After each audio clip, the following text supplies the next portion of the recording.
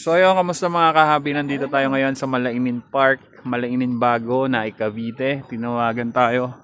Ayun pala, may matutungtungan ba tayo? So nag-chat yung tropa sa atin, si Con, si Grexler. Kasama natin si Bossing, boss. So may nakita silang ahas dito. Eto, nasa harapan na namin ngayon.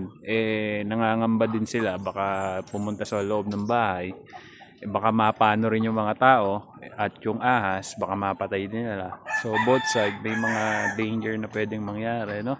So pakita ko sa inyo mga kahabi yung ahas na nakita nila. Ito nandito lang sa harap namin, di gumagalaw. So ito mga kahabi, pagka unang tingin mo wala kang mapapansin, pero pagka sinipat mong mabuti, ayan yung ahas. Bali yung ahas na yan ay green rat snake, no? Non-venomous naman siya. At ang madalas kinakain niyan ay mga ibon, mga daga, mga rodents. So natural pest control din yan mga yan. Ang problema nga lang, nandito siya sa residential area. Etong area may mga manok, mga possible prey niya rin yan. Pagka may mga sisiw yan, pwedeng kainin ng ahas na ito. At ayan, maraming mga manok dito, manukan to.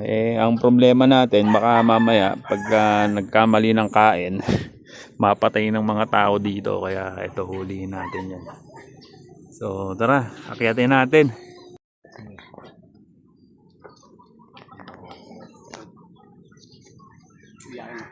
Dito pa kung pwede na. Dito doon, hindi na ako tumasampay.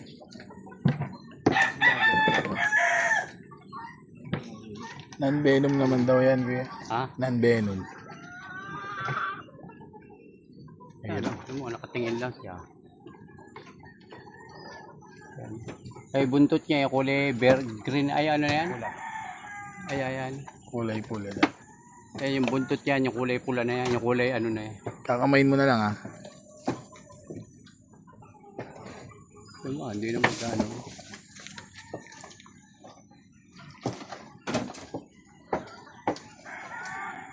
Ayun, kumagat. Ayun, kumagat.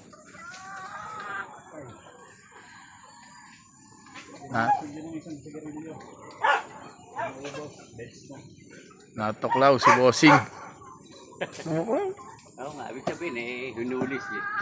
Pero kanyan, sabi ni ko sa tubuhan daw meron yan. Sa mga puno madalas nakikita to, boss.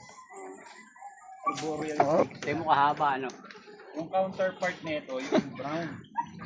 Sa mga lupa naman, sa mga palayan. Pero sa mga Ay, puno, ano ko yan, ano? ito.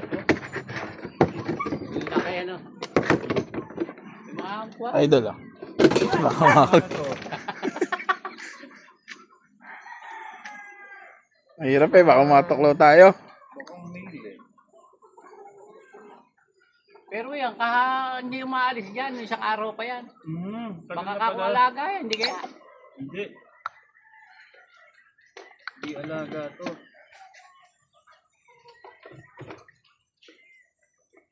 Ano lang mga kinakain yan, Bossing? Mga ibon, daga, Ayun, tama. palaka. May ano ng ibon dyan sa taas eh. Oo, yun, baka tinitira niya yun. Tsaka yan, maraming mga manok. Mga sisiw, kinakanaan yan, ibon. Pero yung sisiw, sigurado kung hindi nakakanaya. At sa loob ko ng bahay, inuwi yung sisiw. Pero wala tong kamandag, boss, ah. Wala po. Mahirap na, kahit na. Pero kung hindi mo nga alam, kasi meron yung kamukha na mga viper. Baka mamaya. Ay, tinuklaw nga siya. Viper. Sa kamay. Hindi, naiwan Ayun, siguro ah. yung pangit Ayun, ah. dyan. Hindi. Wala yan. Non-venomous naman sila. Kainan ako, may bata. Oo nga. So yun, meron daw bata dito. Mamaya baka matuklaw. O kaya naman, Si kuya may-ari dito. ayan si kuya pa lang may-ari. Hello kuya. So pinahuli na rin para for the safety na lang din, no, ng both side ng ahas at pati ng bata at mga tao dito. So yun, nahuli na natin. Pero napakaamo niyan. Ito. So nung isang araw pa daw to dito. 2 araw na yan. O 2 araw hindi daw naalis dito. So baka ano to, bantay to sa kawayan.